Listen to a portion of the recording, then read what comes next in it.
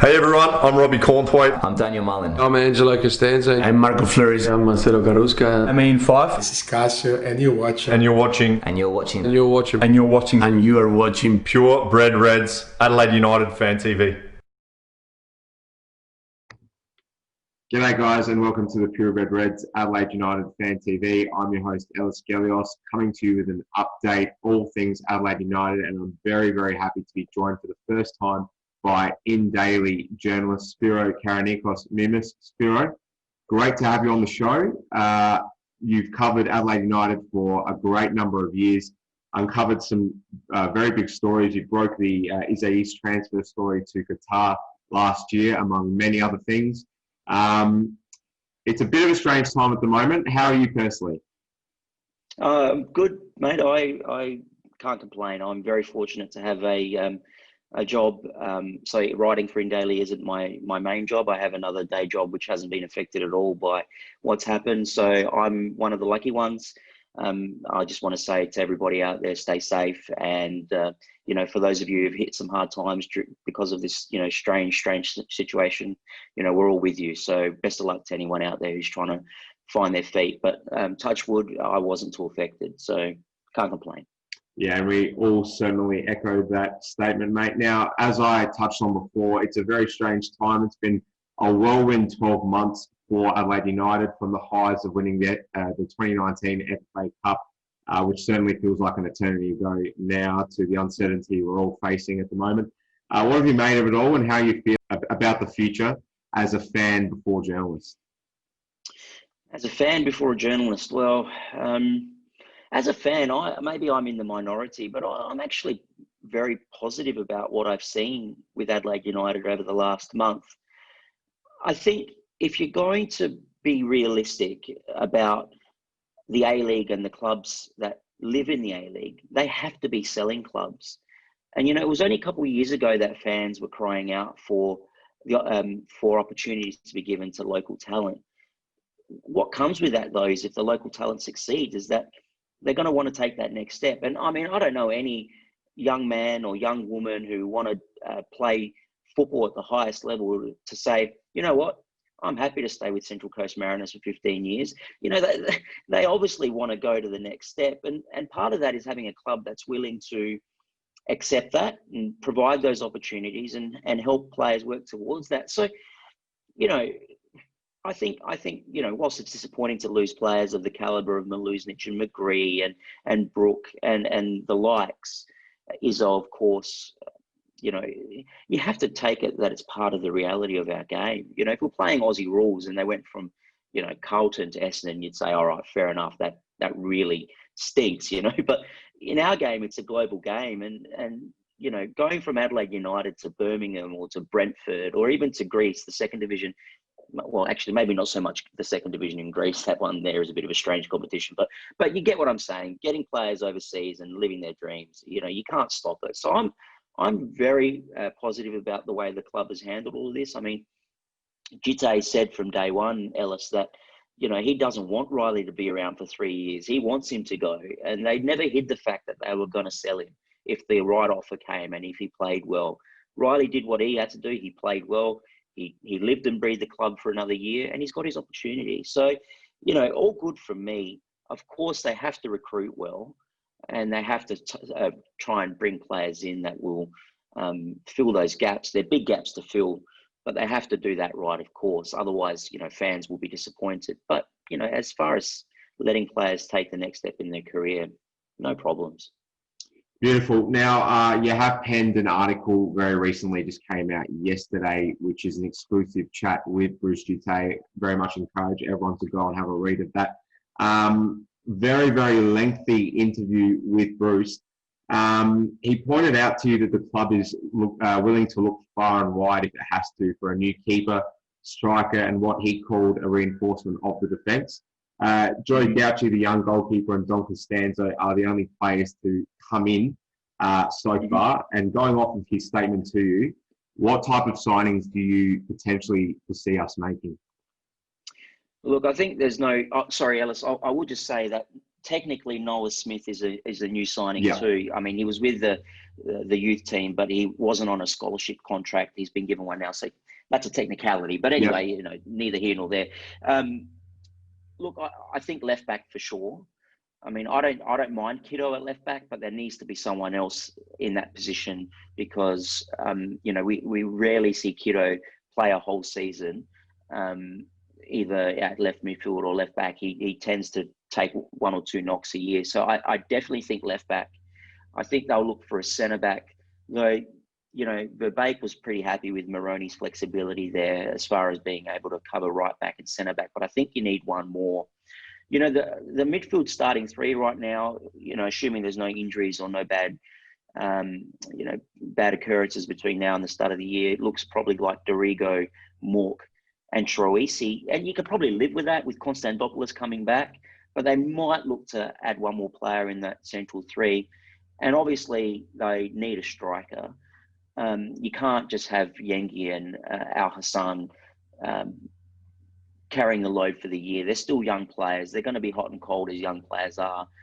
You know, the interesting part of that conversation with Bruce, he didn't really fully close the door on getting Christian Opseth back. Mm-hmm.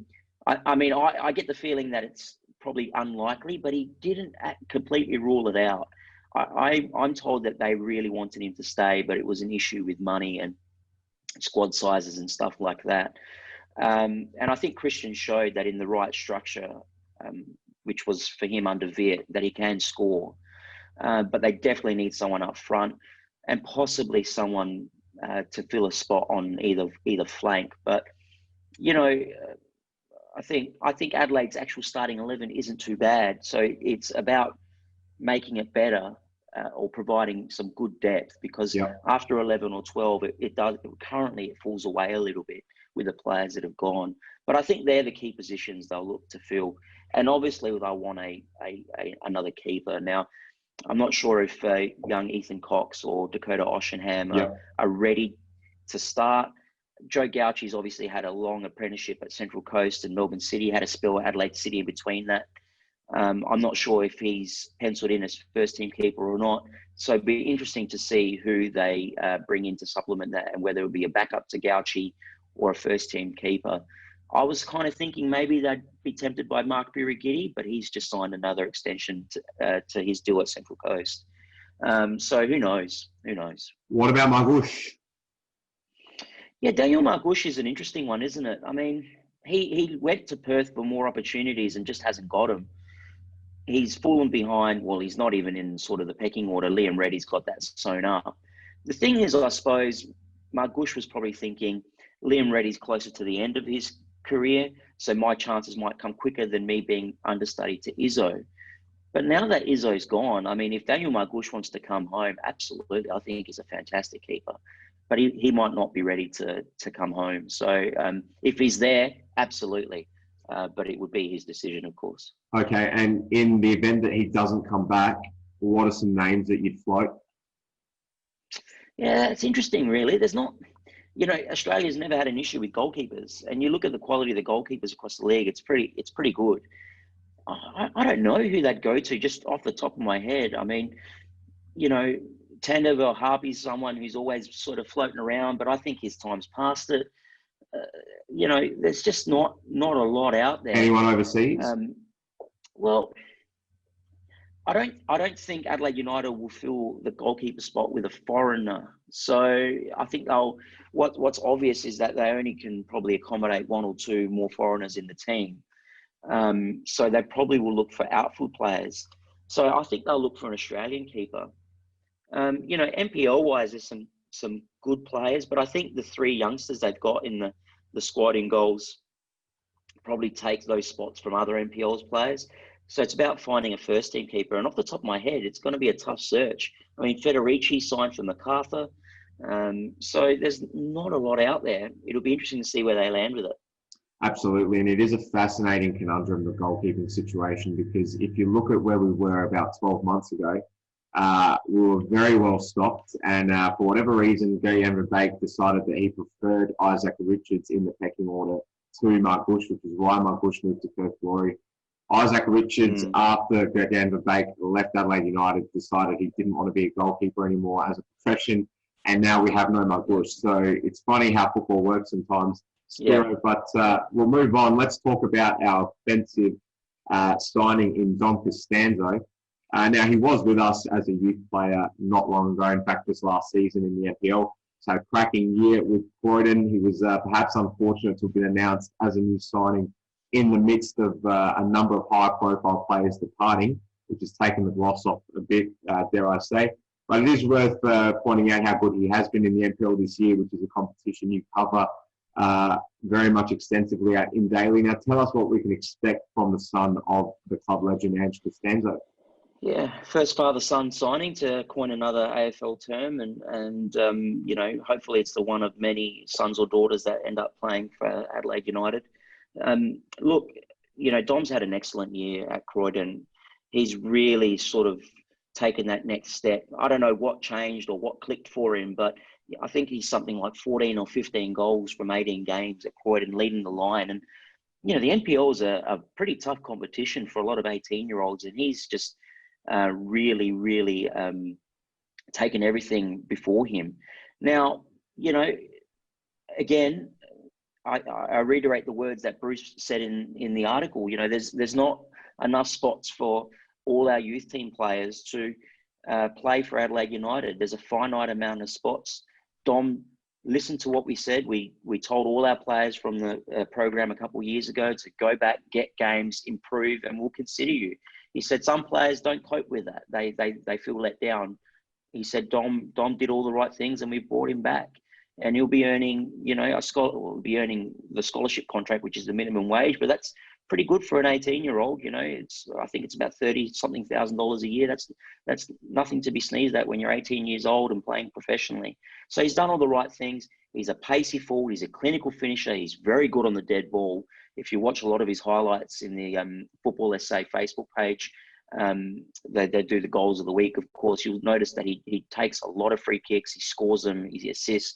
So he's one of those players I think that Adelaide will definitely have in mind maybe for the next couple years. I think you might see him probably get a few opportunities from the bench. I'm not sure if he's ahead of Al Hassan or even Cassini Yengi right now and any other striker they bring in. But I think for Adelaide, he's a project player, and he's shown enough in the NPL this year to suggest that there's enough talent there to make him a starter eventually. So that's a really exciting signing. And you're right, it kind of flew a little bit under the radar in the midst of all the stuff that happened this week. But, you know, you put NPL striker who scored 14 goals in 18 games, signs for A-League club, and that's a headline most Australian soccer fans want to read. It just got lost in the wash this week. So, you know, it's a great signing for Adelaide. Yeah, absolutely. They're a busy bunch at the moment down in the media department on Manton Street. So just looking at that article there, Spiro, touching on another of the key elements in it, which is the re-signing of our key centre-back, Michael Jakobsen. Bruce Djite very much went on to point out how vital it was that they got that piece of business done to keep the Dane in Adelaide for another year. Do you echo his thoughts on that one? Yeah, absolutely. I think it would have been very harsh if Adelaide had decided not to re-sign Michael Jakobsen. I mean, if you think about the fact that he became captain last year after just one season at the Reds, ahead of players that have been around for a lot longer, it probably shows you the esteem that the playing group did hold him in and still does. Michael Jakobsen has been a leader for the playing group for a while now. During the death throes of the Kurz era, when there was a lot of behind the scenes issues going on, it was actually Michael Jakobsen who was a pillar of strength for a lot of those players. So I'm not surprised that the club re-signed him, and I'm even less surprised that the players kind of pulled Djite aside and said, we want him around. You know, some people might say at 34 years old, is he a little bit past it now? I think he's still got one good year, if not two, left in him. He is a very good player, and you don't get many left-footed centre-backs of that calibre floating around. So I think it's a logical and good re-signing for Adelaide, and he's the type of person you want in your club. He's a leader. He's a good representation off the park for the club. I've met him out and about. Being frank, at the Royal Adelaide show at the Adelaide United stand, and he was just exemplary in his sort of communication and the way he dealt with fans. So he ticks all the boxes for the Reds, and it made perfect sense to re-sign him. Yeah, and also just don't think there's really anyone they could upgrade on him. So, it is absolutely a critical re-signing. Now, you've got some mail on the finer details surrounding the departure of Nikola Mileusnic. Do you want to just expand on that for us, Spiro? Yeah, so I've actually been informed that Nikola Mileusnic was told by the club that if he found another club, they wouldn't stand in his way. My information from sources outside the club who are privy to this information have said to me that Carl suggested to Nikola that maybe he wasn't the type of player he wanted moving forward, and said they would obviously respect his contract if he decided to stay, but opportunities might be limited for him. Hence why he's actually moved to Randers on a free transfer. And you'll note the language in the media releases around Nikola's departure and the players we sold. So your Izzos, your Brook and your McGrees is very different. Mileusnic has went something like, he's taken up an opportunity overseas, whereas the Adelaide United, the media department in the other articles said, we've come to terms with the club over the transfer of Riley McGree. So it was worded differently. It's highly probable that the information I've received is accurate, that Nikola Mileusnic was actually told that opportunities will be limited for him next season. So, and Nikola, to be fair, I have been one of his most vocal critics, but I'd come around in the last sort of 12 to 18 months. I thought he was superb towards the back end of the Kurz era and in the early part of the Verbeek era. Fell away towards the end of the Verbeek time, and then obviously got injured and didn't play any role in the post-COVID bubble games. But on his day, Nikola was unstoppable, but sometimes he could be a little bit hot and cold. And he'd come a long way. And I think this move might actually be better for him in the sense that once he gets into that sort of European conditioning and training, I think his game will develop even more. So I think it's a win for him. And obviously, being that Adelaide United, Carl, I've been told, didn't see him in his plans and in his lineup, it's probably a win for them too. Yeah, look, I think with Nikola, it's always been his X factor that's really been the biggest strength he's had. But I think the issue with him has been that, we've really been waiting for this breakout year from him where he just, he's consistent from start to finish. And we just haven't seen it yet. So I don't think that, it's the end of the world to lose him.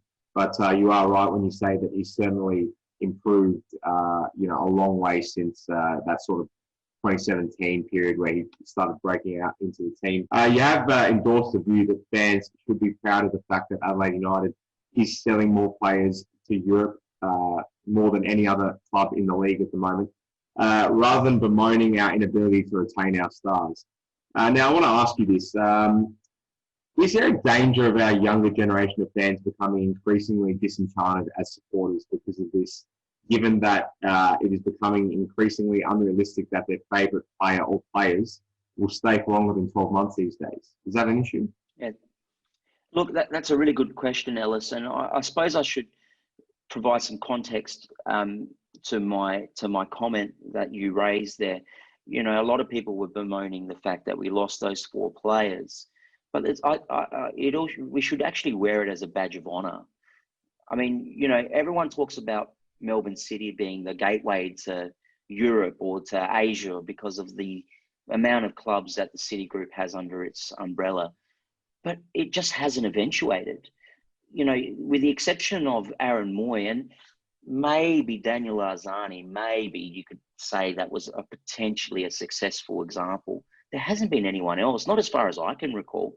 And you look at players like Kamau, Lockie Wales now, and some others, Ruan Tonic, who all went to Melbourne City under this guise that this club will give me the opportunity to play at the next level. It hasn't eventuated. So, at Adelaide United, that has eventuated. And we should be proud of the fact that we are developing players who are capable of taking that next step. But I also understand perfectly the logic in your question, because, as fans, we get attached to players, don't we? We go to games to see people play. It was hard to lose Isaias and Goodwin, in one season, because Goodwin was so good, and Issa basically bled for the club, and he was such a leader. So it's hard, but I think we got to keep it in perspective constantly. The club will always be there, and the club will always come first. And you look at sort of the culture of European football, where people will always say to you, the club is always bigger than the individual. Mm-hmm. And the same rings true here. And for the club to be successful, and for Adelaide to continue being successful, they need to be seen as a place where players can go in their early part of their career, know that if they perform well, they're in the shop market and they have a club that supports them. So yeah, it's frustrating, and yeah, it can disenfranchise the younger generation, but also there should be some concept of where we stand in the whole situation of global football, and appreciate that in the grand scheme of things, Adelaide United and Australian football is smaller than the other markets. And this will always be the case. If you put the club first, you will always be happy.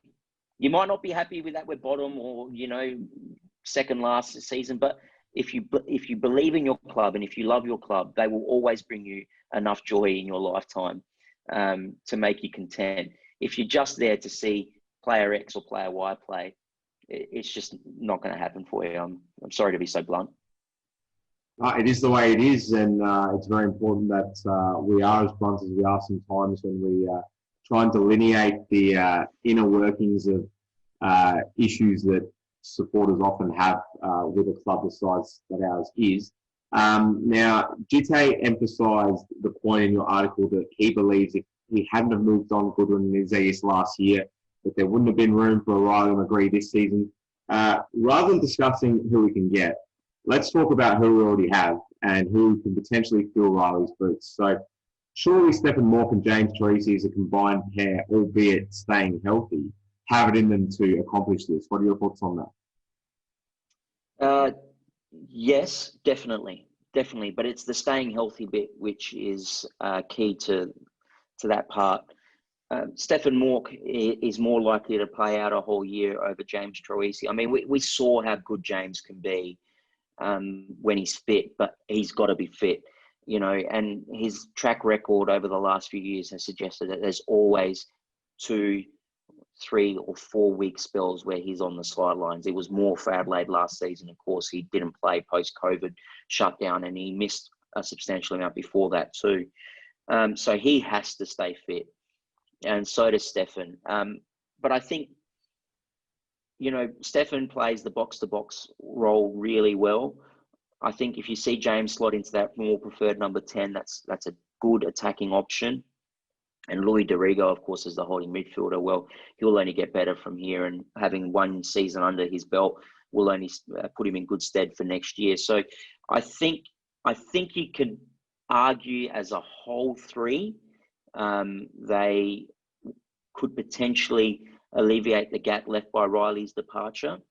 Individually, though, I think Riley is above them, and that's something you can't replace, that little bit of individual brilliance. But as a three, they are a very good starting midfield three. There's no ifs or buts about it. And look, and Nathan Konstantopoulos is no mug either.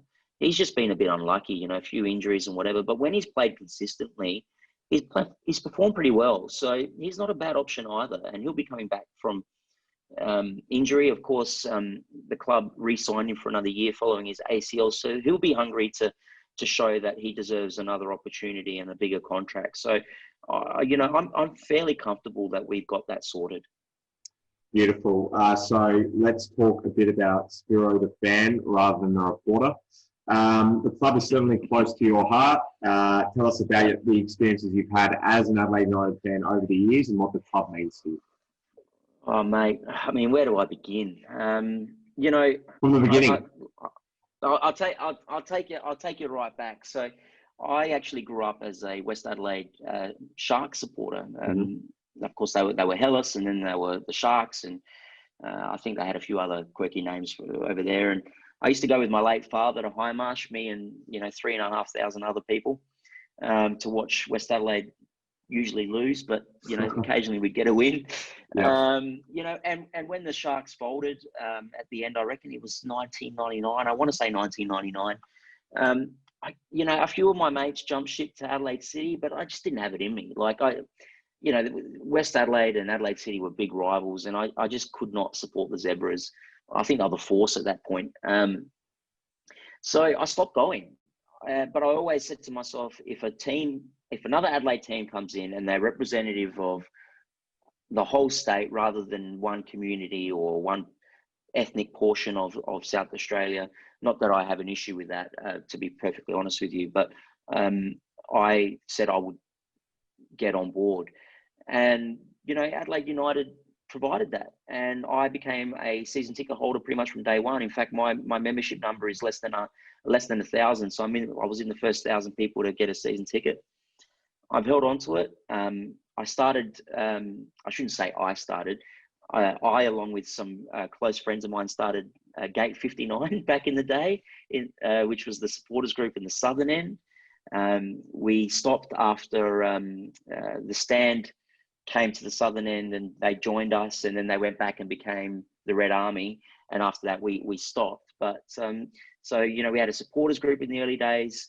I've been sitting in the southern stand ever since, and it's the highlight of my summer, going to watch the Reds play. And there's been some fantastic moments at Hindmarsh. I remember the first FFA Cup win and hugging my friends and my brothers who sit next to me, and in fact one complete stranger too. Winning that first FFA Cup was immense. Going and watching them play Melbourne Victory the day that Bruce Kamau scored in the 89th minute, that was bedlam. I still see the people that I was around occasionally out and about, and there's these awkward smiles of, do you remember when I kissed you on the cheek? And just that sort of acknowledgement that we were there that day. So I love it, and I'm unashamedly an Adelaide United fan first and foremost. I don't think I've ever hidden that from my opinion pieces. I've been criticised for that online, and fair enough. Look, but I don't hide it. I actually wear it as a badge of honour, and I'm in a fortunate position where I get to write my opinions about Adelaide United, and I've been given that opportunity, and it's something I love. But I'm unashamedly a fan first. So I've always said though, if there's something to criticise them about, I won't shy away from it. Mm-hmm. But I do love my Reds, mate. I'm not gonna hide that fact.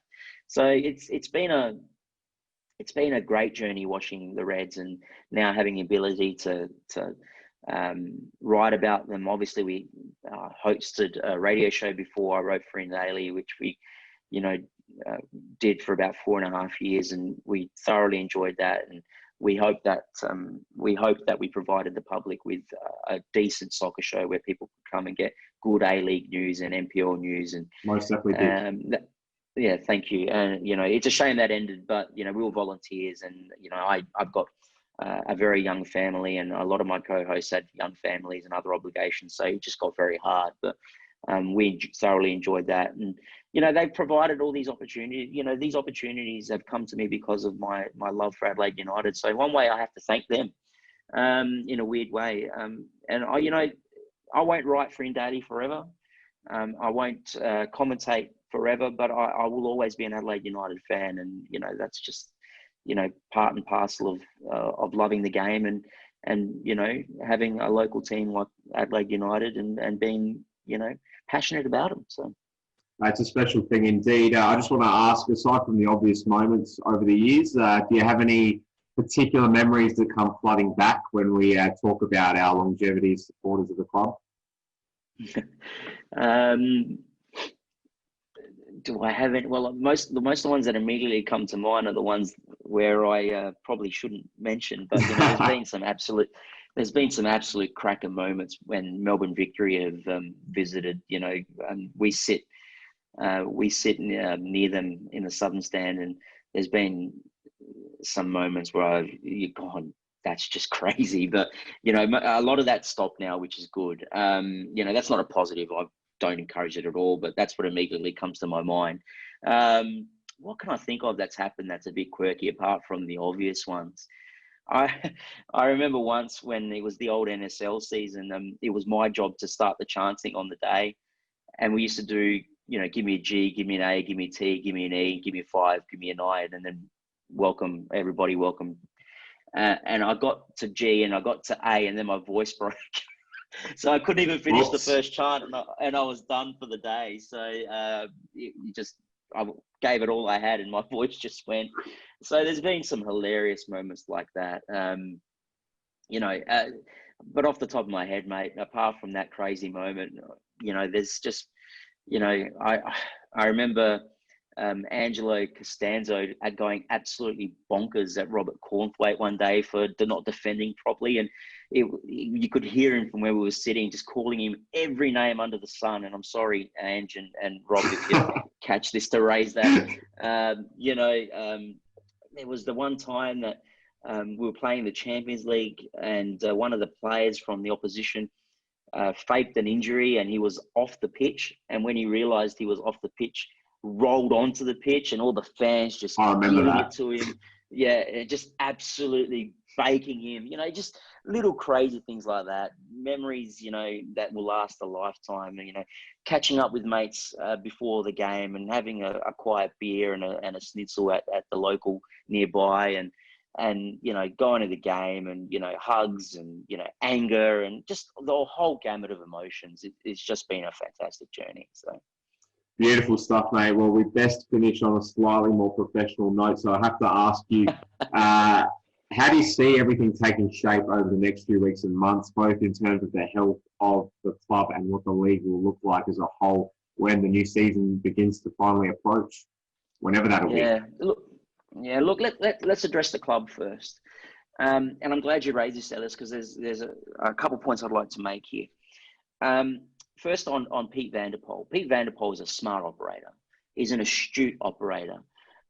He doesn't strike me as the person that would throw good money after bad. He saw the potential in Adelaide United, and that's why him and his investors purchased the club. And this whole discussion of who owns the club and whatever, the owner is Pete van der Pol, and Pete van der Pol has people behind him. He's explained it several times. He's on the record as saying it. And it frustrates me that there's this continuous who owns Adelaide United. He's right there in front of you. So I don't think he would purchase Adelaide United if he didn't know that he could sustain it. So I'm not concerned about Adelaide United's health in a financial sense. The club is being run quite well. Like most A-League soccer clubs, it is run on the smell of an oily rag. The guys and girls that work there do a tremendous job. A lot of them do dual roles, match day roles, and their jobs behind the scenes. So they work very hard. They definitely earn their money, let me tell you. So I'm not concerned with Adelaide United. The COVID thing hurt the bottom line, no doubt about it. Selling these players will help that. It'll keep the club sustainable for the short term. And to be honest, I'm not even worried about the long term. I just, unless something catastrophic happened, I can't see the license being given back for a while. Bold thing to say on the record. We'll see where this goes in 10 years. But I'm very confident in Pete van der Pol and his consortium and their ambitions for this club. Now, where the league is as a whole, mate, the reality is who knows? Who knows? I mean, we don't even know who's running the A-League right now. It was meant to be the clubs. Right. Has it transferred? we don't know. I don't think it has. I still think it's in the purview of the FFA, but we just don't know. What we know is the season is going to start at the end of December. We know that because the Foxtel contract says it must start this year, otherwise they'll be in breach of contract, and there is no way the FFA is going to risk losing that money. There is so much happening in Australian football right now that it's at a crossroads again, and it is scary because we seem to get here every decade or so, don't we? And we always wonder, will it survive? And there's every possibility that it won't, and some clubs will go under. I mean, I think Central Coast is in a world of hurt, and they're a club with a great history, and they don't deserve to be moved or wound up, but there's a strong chance they will be. So the reality is that until we get some clarity from the FFA and the A-League, we just don't know, and the owners. But we've seen some obscenely crazy things in the last couple months, and it is peak A-League. It is just peak A-League. I mean, you look at poor Andrew Naboo, who signed a contract with Perth Glory. Couldn't get over because of the border situation. Well, that's what's on the record, but I wouldn't be surprised if Tony Sage said to me, mate, we can't afford you anymore. Things like that, just, crazy little things that always make, the Australian game take 2 steps back after taking 1 step forward. Having said that, though, I think that James Johnson, who's the new CEO of the Football Federation of Australia, is the right guy in charge in this moment. He understands the game. He's got some clear ideas and some clear pathways. And I think he's the right person for the job. And if there was, if Gallup was still around, and I didn't dislike David Gallup, I think he got burnt out towards the end and obviously made some poor errors of judgments, especially around the supporters groups and fans. If Gallup was around still, I'd be more concerned than I am about the future of the game. I think James Johnson understands the game because he's an ex-player. He's been involved in the politics of Australian soccer. He's been around it and understands the culture. Of course, he will always protect his organisation first, but I think he gets it from a fan and club perspective. So I'm mildly confident that we'll get through this, but it just happens too much here in Australian soccer. And I have to say that we are our own worst enemy. There's, people always like to talk about the time, that the Socceroos didn't qualify for the 1998 World Cup, and that, the AFL popped a bottle of champagne and this and that. It doesn't matter what the AFL do. It doesn't matter what the NRL do. It doesn't matter what Cricket Australia does or Netball Australia or whatever. It matters what we do as a sport, and we are always our worst enemy. There are too many people in this game in Australia who want to sabotage it. And even if you look at forums and stuff like this, and I don't want to be hypercritical of fans and people involved in the game and volunteers, because in the end, we're the lifeblood, right? But, you look at fan forums and stuff like that. If Adelaide United miraculously won the World Cup, there would be people out there who would still find something to criticize them about. Oh, they only beat Brazil 4-0, should have been 6.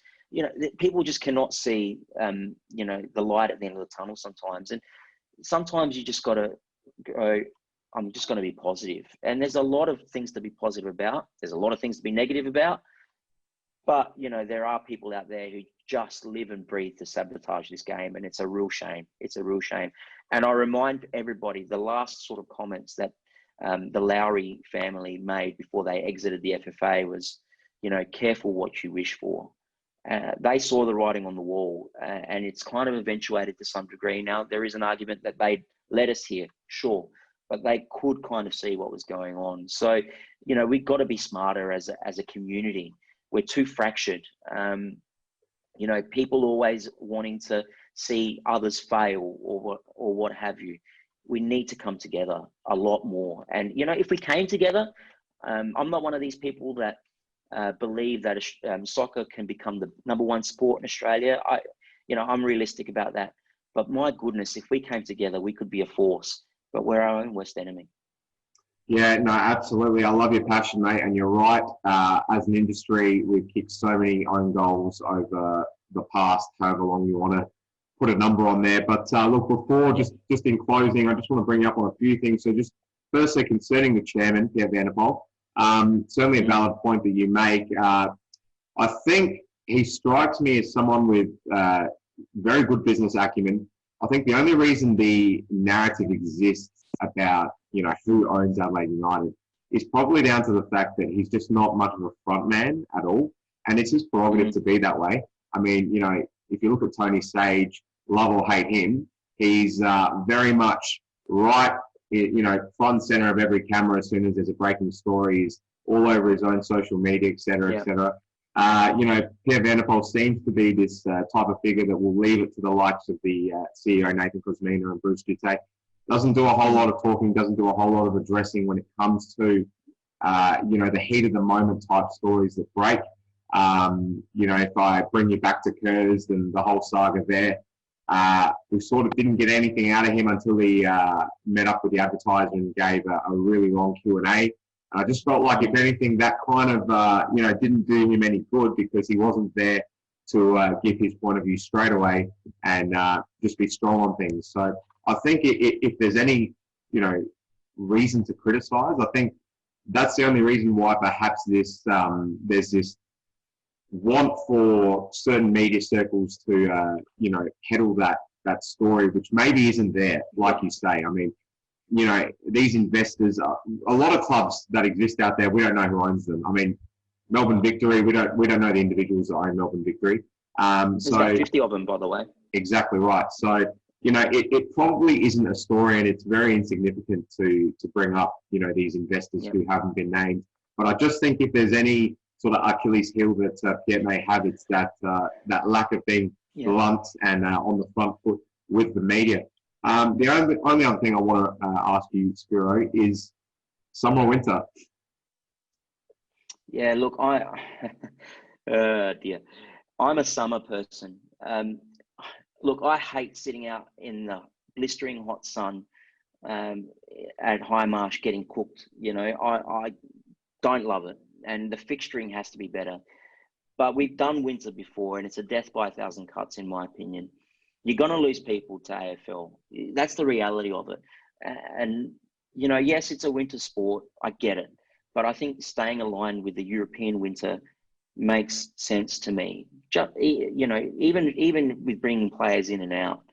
And the market is not as flooded as it is in winter. I mean, you look at, winter sports in Adelaide, it's predominantly covered by the Crows and the Power.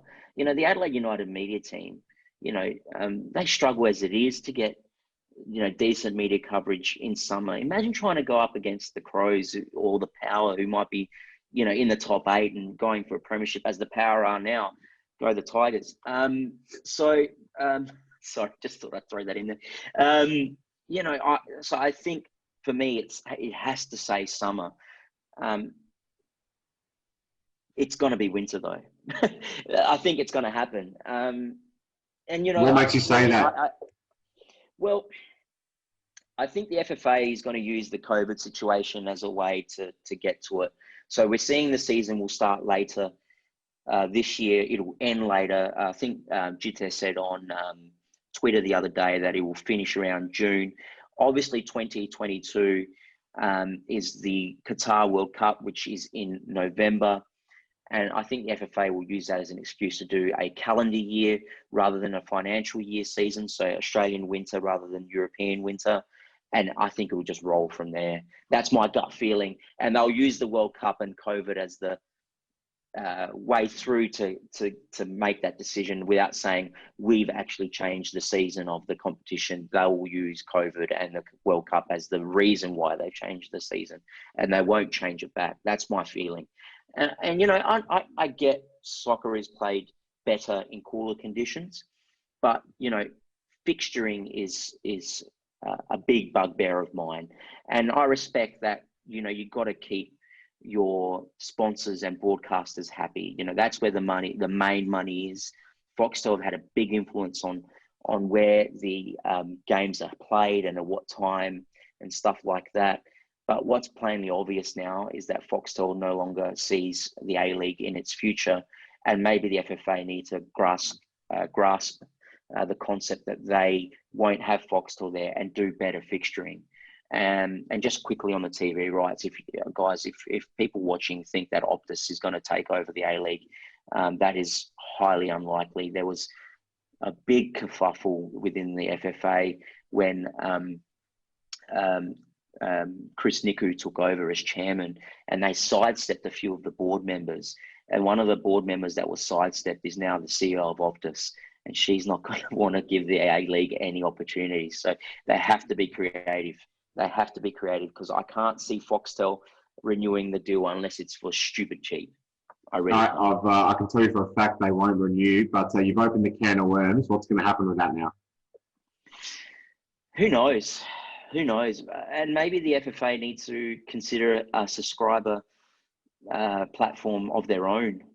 Maybe they grasp back all football, and maybe it's an annual fee of $100. I don't know. That's just a random figure, and you can get all your NPL live stream. You can get all from across all the states that offer it. You get your A-League, you get your W-League, you get your Socceroos. You don't get any international or overseas competitions, but it is purely a platform just for Australian soccer. But then, you got to get commentators. You got to have the production value too. So, it's a big job, but maybe that's the way forward.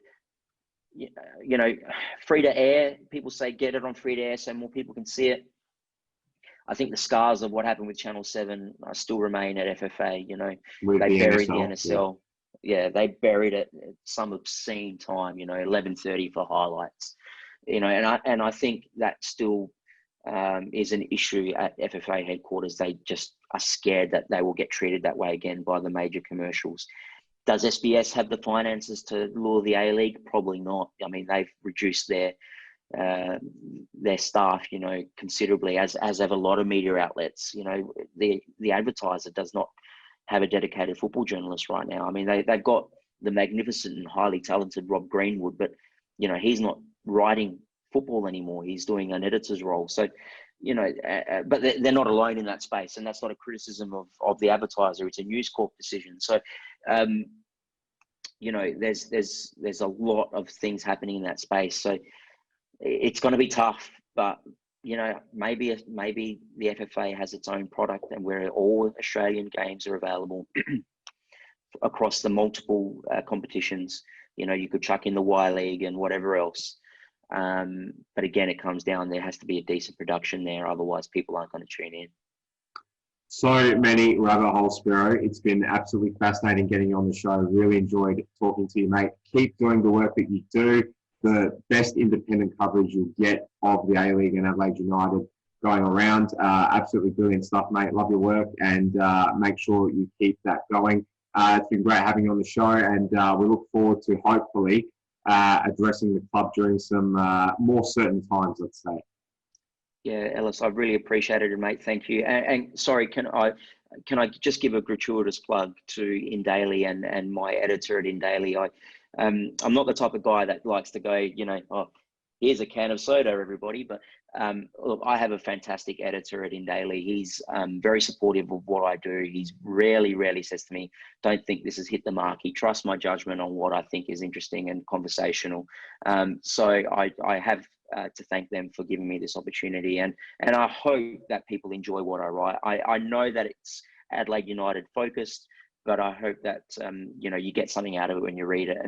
And even if you disagree, I hope that it gets you to a point where you are passionate about disagreeing with me, not just not liking my writing. So I hope that's what I'm providing. And I'm not immune to criticism, and I'd be happy to hear from people if they think that I've got something wrong. I'm a big boy, I can handle it, but I hope that everyone is enjoying what I provide. So, and thank you so much for getting me on here, mate. I've thoroughly enjoyed it. Absolutely, no worries at all, Spiro Karanikos-Mimis. We don't get it anywhere else, mate. So make sure you keep giving us your opinions. It's been great getting you on, and you take care of yourself. Thank you, Ellis, and stay safe, everybody. All the best.